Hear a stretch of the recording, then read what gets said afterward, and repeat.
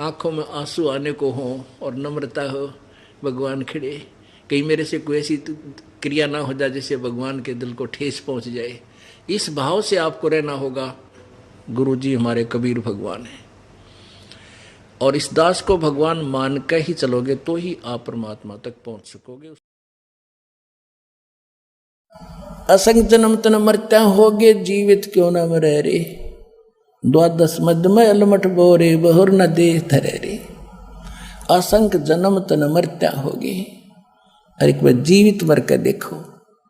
जीवित मरना है, एक तो ये है कि हम अपनी भक्ति मर्यादा के अनुसार चलें, संसार के चोचलों को ना देखें। कोई कोठी 2 बना रहा है, 4 प्लाट खरीदने जा रहा है, खरीदने दे ढोंड दे डले तो गोबर का भूंड है। अपनी सीमा में रहें, सीमित खर्च करो, लोक लाज की तरफ देखकर अपने कर्म बिगाड़ो मत, चाहे आपको कितना कष्ट सहना पड़े। यो भी जीवित मरना है, यानी मरने के बाद उस शव को कितना पीटो छेतो, उसके क्या असर है।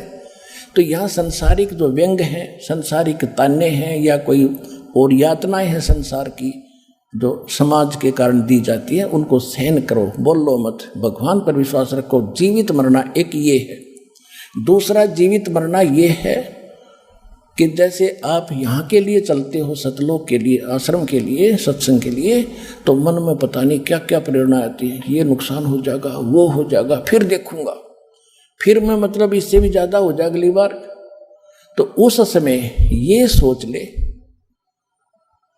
जैसे हम किसी कामवश रात्रि में भी नाइट सर्विस करके जाते हैं, फिर वापस आने की सोचते हैं। ऐसे एक व्यक्ति, घना जरूरी काम था, नाइट सर्विस से जाकर वापस आने की सोच कर गया था, फिर ये काम करूंगा नहीं तो बात बिगड़ जाएगी। वह नाइट सर्विस एक्सीडेंट होगी, उससे मर गया।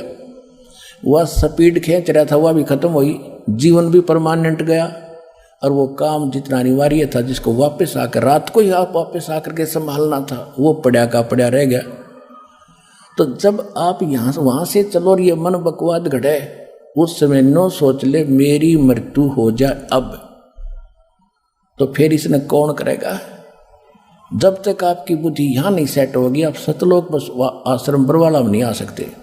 काल ने इतनी बाधाएं बना रखी। और फिर आप देखियो, आप इसके नाम चल पड़ो। कहते मात पिता सुत स्त्री आलस बंधु काने, संत मिलन को जब चले ये अटकावे आने। इनका अटकाया अटके नहीं, और संत दर्श को जावे, कहे कबीर सो संत है भी आवागमन न सावे। ते मात पिता सुत स्त्री, छोटे बच्चों को माँ बाप बाधा करते जिनको ये ज्ञान नहीं, और किसी भक्त के कोई ये लगन लगी तो उसकी पत्नी को ज्ञान नहीं, वो पत्नी बाधा बनती है। किसी की पत्नी को ज्ञान हो गया तो पति दुश्मन बन बैठ जाए, लाठी लेकर बैठ जाएगा, नहीं जाएगी, वहां नहीं जान दूंगा। फिर आलस आलस, फिर देखेंगे इबकत, फिर देखेंगे गर्मी ज़्यादा है, सर्दी ज़्यादा है, ये बहाना और आलस।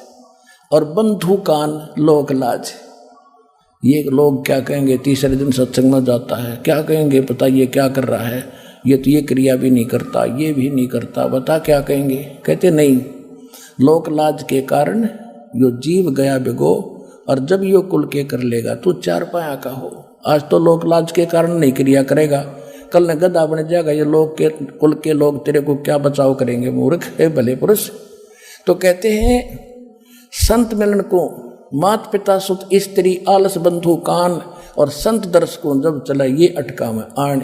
इनका अटकाया अटके नहीं, इनका डटा डटे नहीं, और संत दर्श को जाए, कहे कबीर सो संत है, उसका आवागमन न साए।